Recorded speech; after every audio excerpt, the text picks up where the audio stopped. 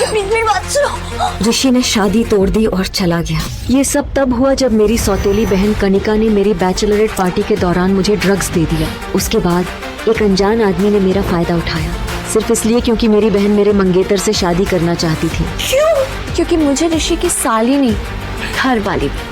पापा ये सब कुछ कनिका ने किया है। अभी के अभी निकल जाओ इस घर से। मेरी सौतेली माँ इस ऑर्डर के सारे एविडेंस मिटा दो। किसी को नहीं पता चलना चाहिए कि मैं कल रात किसी लड़की के साथ, तो मेरी रेपुटेशन भी ठीक नहीं होगा। इस बात को 6 साल बीत चुके थे। नव्या और अविनाश दोनों ही इस बात से अनजान थे कि उस रात वो किसके साथ थे।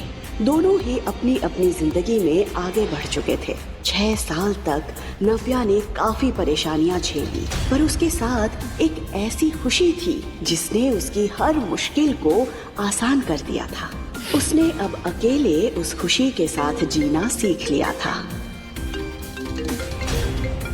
पापा, नव्या तुम्हें चंडीगढ़ आना है। लेकिन आज अचानक अपने पापा की आवाज सुनकर वो एक झटके में 6 साल पीछे चली गई थी।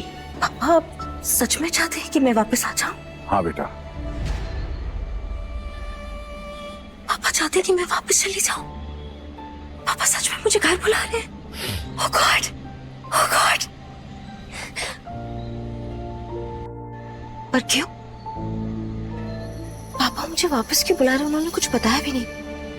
मैं फिर से पूछती हूँ।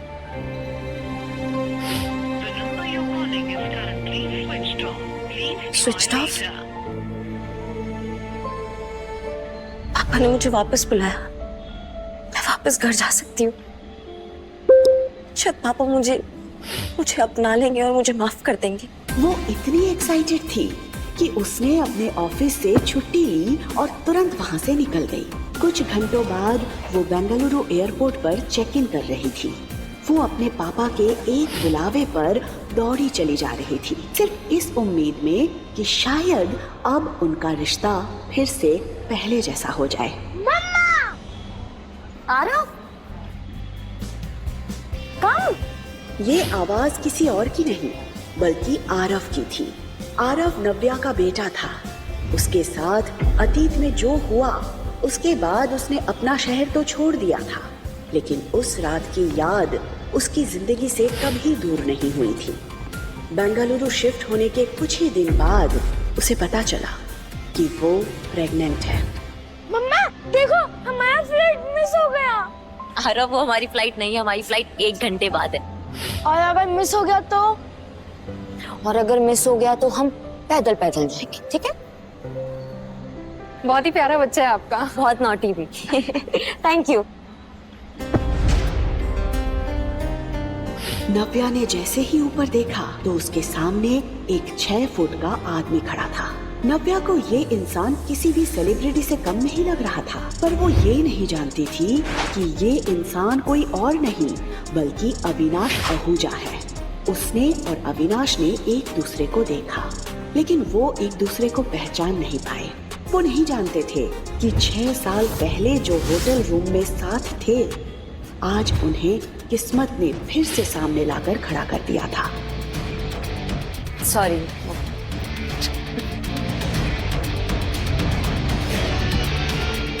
मुझे सर की फ्लाइट चेंज करवानी है। इस लेडी को भी आपने बिजनेस क्लास की टिकट दे दी।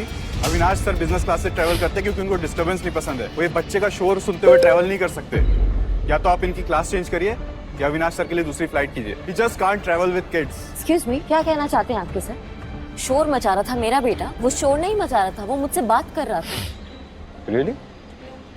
शशांक, मैम को मेरी तरफ से एक हियरिंग चेकअप का एक पैकेज गिफ्ट करो।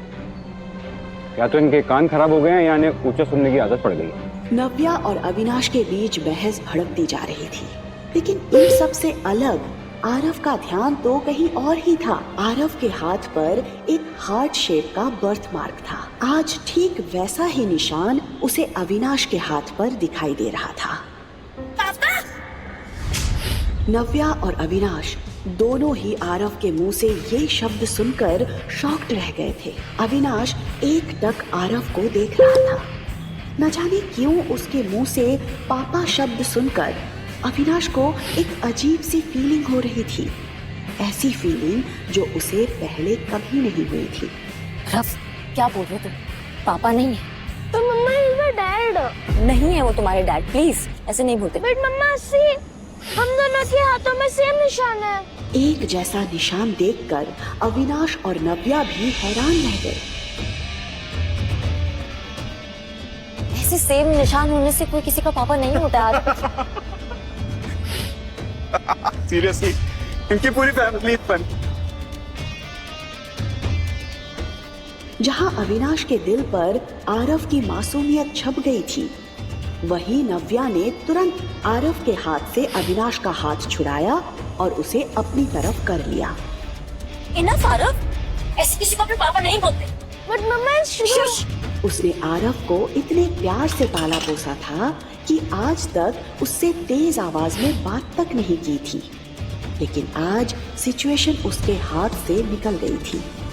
उसके हिसाब से पापा बोलकर ना सिर्फ आरव ने अविनाश को हंसने का मौका दिया था, बल्कि नव्या के वो 6 साल पुराने जख्म भी ताजा कर दिए थे। अविनाश को ऐसा लग रहा था कि नव्या की लाइफ में जो भी पर्सनल इश्यूज हैं, उसकी वजह से आरव के दिल पर बुरा असर पड़ रहा है, और ये बात उसे जरा भी अच्छी नहीं लग रही थी। जब बच्चे संभालना नहीं आता तो पैदा क्यों करते हो? इंडिपेंडेंट बनने के नाम पे सिंगल पेरेंट बन जाते हो। कभी सोचा बच्चे पे क्या असर पड़ेगा? ये बात नव्या को बहुत बुरी लगी। आज किसी ने उसकी पेरेंटिंग पर सवाल उठा दिया था। तुम्हारी हिम्मत।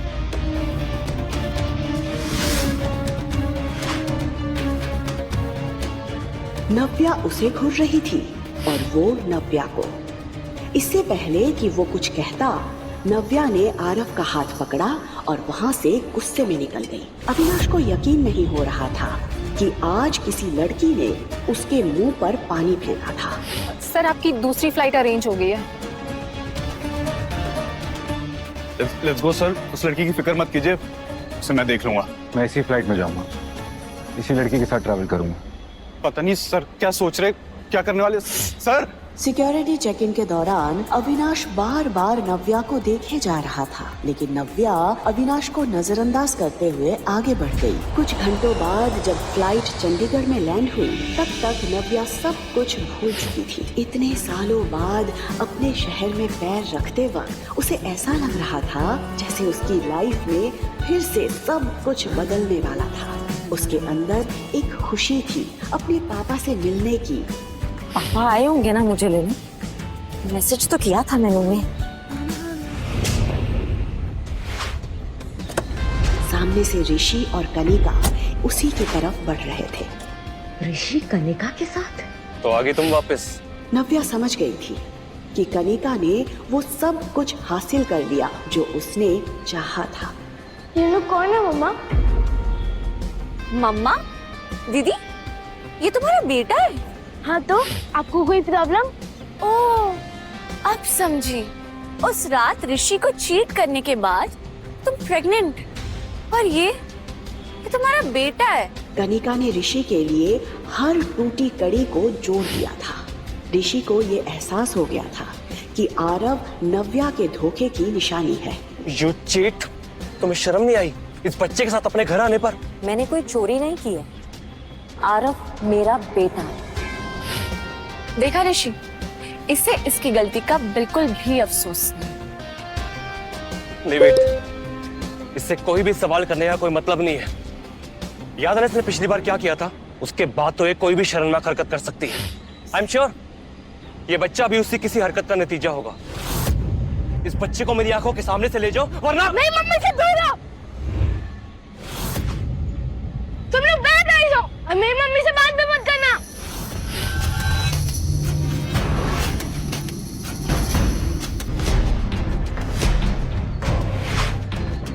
मेरे बच्चे को हाथ लगाने की हिम्मत भी मत करना। Behave yourself. शायद तुम भूल रही हो कि तुम ऋषि शेखावत से बात कर रही हो, समझे?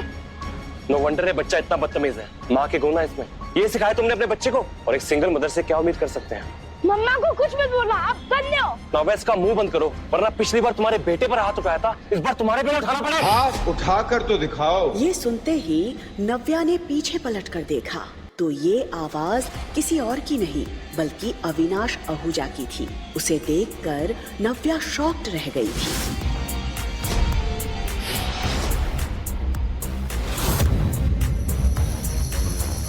Darling, where were you? मैं तुम्हें कब से ढूंढ रहा था। ये सर को क्या हो गया है? बस कौन है? दीदी को डार्लिंग क्यों बोल रहा है? Hey kiddo, how are you? पापा आप आ गए? Of course. मैं तुम्हारा कब से इंतजार कर रहा था। तुम लोग थक गए होगे ना?